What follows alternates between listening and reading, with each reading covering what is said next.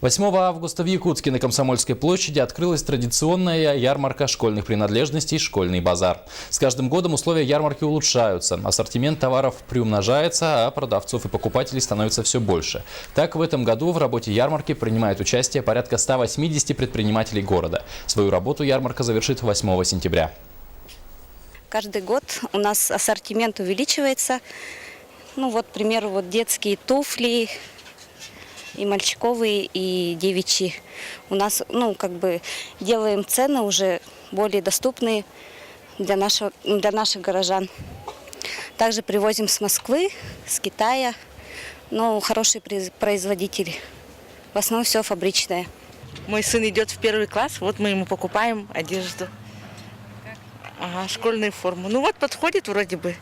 Ассортимент такой вот, все есть, по-моему. И вот для дочки будем покупать. Цены умеренные, да, можно покупать. Ага.